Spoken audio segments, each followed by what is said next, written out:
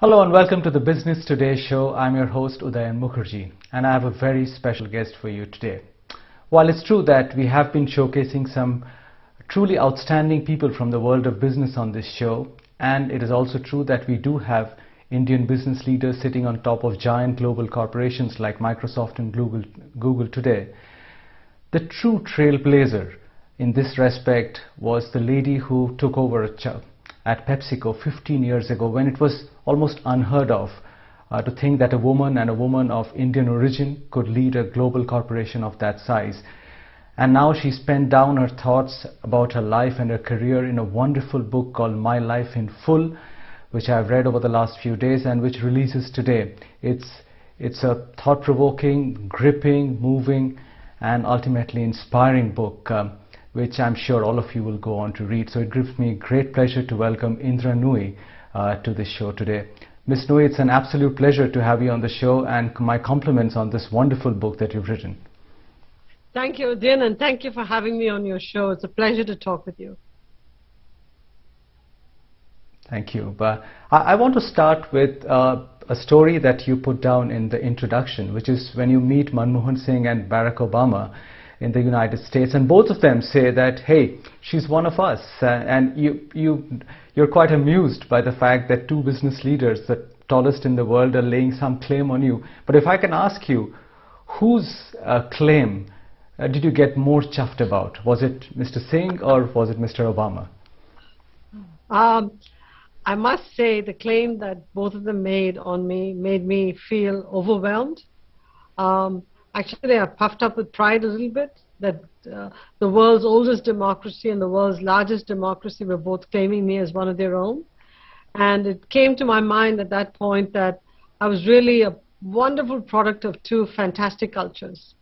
My upbringing in India and my ascent, the fact that I thrived in the United States. So nobody's come and chuffed me more than the others, but I was just overwhelmed that two great leaders were both claiming me as one of their own. It's a unique position to be in.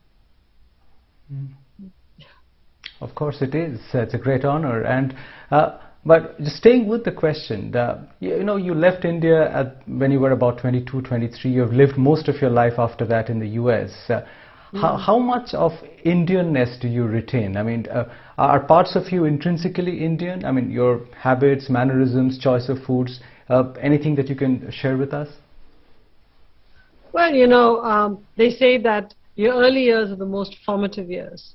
And so a lot of what I grew up with, I still carry along with me. I'm married to somebody who is Indian too. And so, the two of us together have kept our core Indian values. Look, I'm a blend of the wonderful Indian values and the wonderful American values. I give our kids a lot of freedom. We live life in a very different way than we did in India. Things like being a vegetarian, which the way I grew up in my household, those things I haven't forgotten. But, I'm a big lover of American sports, American music.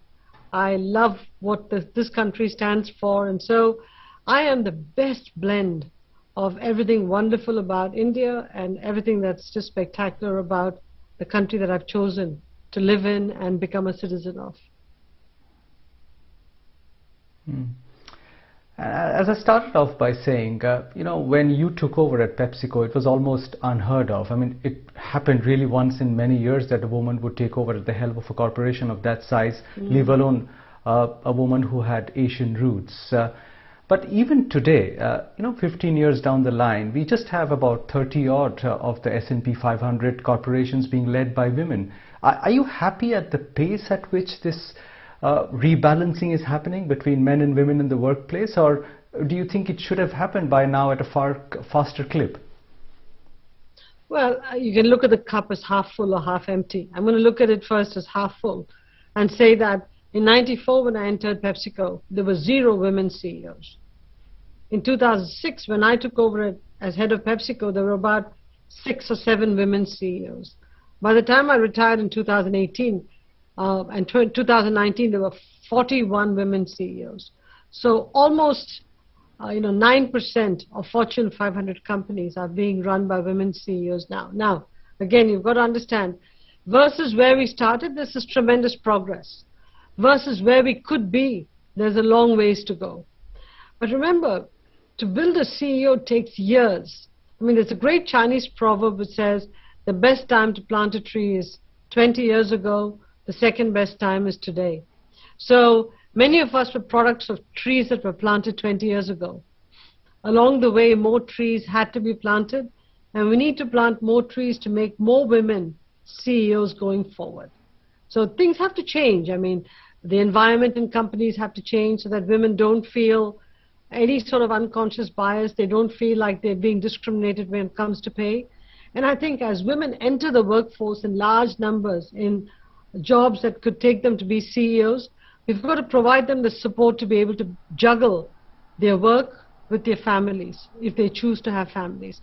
I think that's the next big challenge in front of us, because women as a group, incredibly smart, incredibly driven, they're getting more of the college degrees than ever before, more than the men.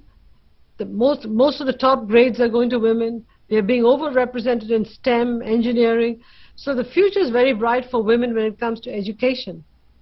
What happens in the job situation has got to match with the quality of the talent coming out of colleges. So if that happens and women are nurtured and encouraged in the workforce, I think you'll see a lot more women CEOs in the next 10 and 15 years. I'm very optimistic.